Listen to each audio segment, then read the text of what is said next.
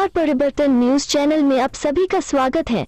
Channel से जुड़ने के लिए लाइक, सब्सक्राइब, कमेंट एवं शेयर कर पी अपडेट में आज विश्व पर्यावरण दिवस पर विशेष जानकारी। वैसे आज पर्यावरण दिवस सबसे बड़ा प्राकृतिक संरक्षण ही प्रमुख है।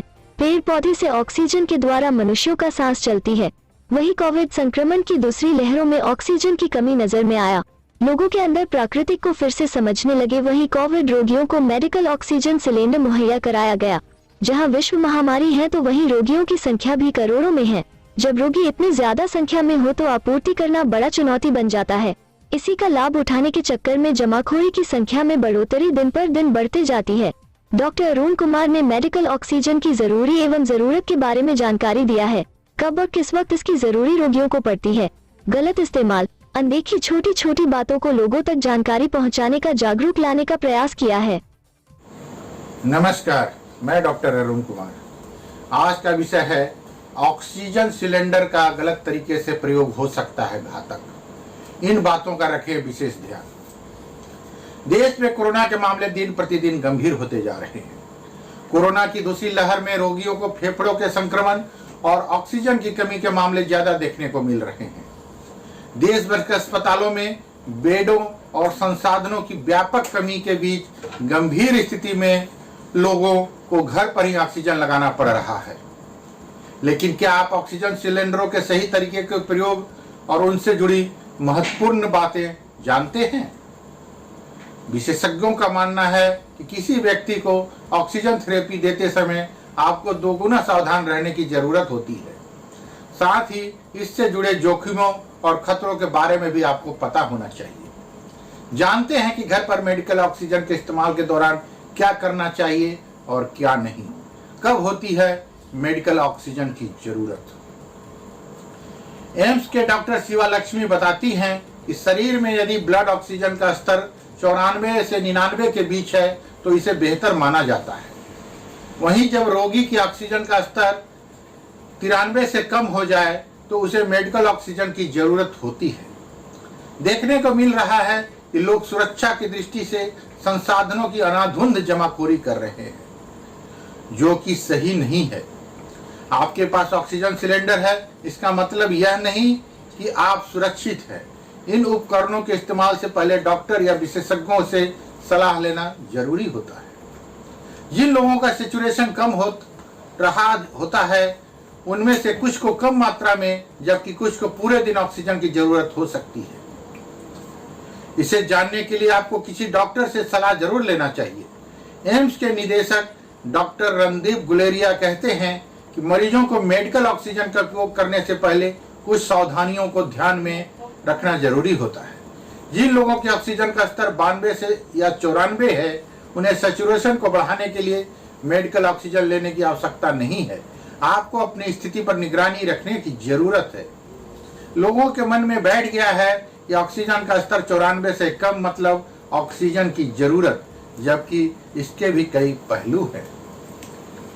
ऑक्सीजन मास्क और नेजल कैनुअल का उपयोग का तरीका। डॉक्टर कहते हैं बहुत सारे लोग ऑक्सीजन मास्क और नेजल कैनुअल को भी सही तरीके से नहीं लगा पाते हैं। इसके अलावा घबराहट के कारण और भी समस्या पैदा हो सकती है। जिस तरह से आप फेस मास्क का उपयोग कर रहे हैं, इससे भी यह सुनिश्चित करना महत्वपूर्ण है कि ऑक्सीजन मास्क ठीक से फिट है या इसमें कोई रिसाव या आसपास कोई गैप ना हो। कई लोग पहले से ही इस्तेमाल उपकरणों को प्रयोग में ला रहे हैं। ऐसे में इसके हर बार इस्तेमाल से पहले मास्क और कैनुअल को अच्छी तरह से सैनिटाइज कर लें। जिस कमरे में रोगी को ऑक्सीजन दे रहे हैं उसमें पर्याप्त वेंटिलेशन की व्यवस्था होनी चाहिए। कब अस्पताल जाना जरूरी हो जाता है? विशेषज्ञों के मुताबिक घर पर ऑक्सीजन थेरेपी देने के साथ आपको रोगी की स्थिति पर भी नजर बनाकर रखना जरूरी है। क्योंकि कोविड जैसे बीमारी में हालात तेजी से खराब हो सकती है, ऐसे में समय पर समस्याओं का निदान बेहद जरूरी है। यदि रोगी में ऐसे लक्षण दिखे तो उन्हें तुरंत अस्पताल पहुंचाएं। ओठ, चेहरा या जीभ का काला पड़ जाना, रोगी का ज्यादा देर तक बेहोश रहना और ना जागना, ऑक्सीजन के उपयोग के बावजूद बेचैनी का अनुभव होना, रोगी के लक्षणों का गंभीर होते जाना। धन्यवाद। आपका अपना डॉक्टर अरुण कुमार। ललिता कुमारी गृहिणी एवं समाज सेवी ने मासिक धर्म की रक्तस्राव के जरिए रक्त रंग को पहचाने एवं आंतरिक सेहत के बारे में जाने। यह रक्त आपको सिग्नल देता है आपके शरीर में कुछ गलत हो रहा है। वाले रक्त पर ध्यान देना बहुत जरूरी होता है, क्योंकि ये हमें हमारे स्वास्थ्य के बारे में बताता है। हालांकि ये समय समय पर बदलता रहता है, लेकिन यदि हर बार मासिक धर्म के समय यदि सामान्य रक्त नहीं निकल रहा है तो यह चिंता का विषय हो सकता है। ऐसे में ध्यान दें कि आपके रक्त का रंग कैसा है। रक्त का रंग योनि में होने वाले संक्रमण या किसी बीमारी के बारे में हमें सही समय पर बता देता है, इसलिए इसे बिल्कुल भी नजरअंदाज ना करें। कई बार सर्वाइकल कैंसर के कारण भी मासिक धर्म के दौरान निकलने वाले रक्त का रंग बदल जाता है। जानिए किस रंग का खून देता है किस बीमारी का संकेत। लाल गाढ़ा। यदि पीरियड्स के दौरान आपके शरीर से लाल गाढ़ा रक्त निकल रहा है तो ये आपके लिए अच्छा संकेत है। एकदम लाल रक्त ताजा होता है और ऐसा रंग सामान्य तौर पर शुरुआत के दिनों में देखा जाता है। ऐसे में आप ये मान सकते हैं कि आपका स्वास्थ्य और पीरियड्स एकदम नॉर्मल है। नारंगी। यदि आपको पीरियड्स के दौरान नारंगी रंग का खून दिखाई पड़ रहा है तो यह बिल्कुल भी अच्छी बात नहीं है। नारंगी रंग का रक्त निकलना मतलब योनि में इन्फेक्शन, सेक्सुअल ट्रांसमिटेड इन्फेक्शंस, अन्य किसी बैक्टीरिया के इन्फेक्शंस की संभावना है। ऐसा रक्त निकलने पर आपको अजीब सी महक भी आ सकती है, इसलिए इसके प्रति बिल्कुल भी लापरवाही ना दिखाएं। ग्रे।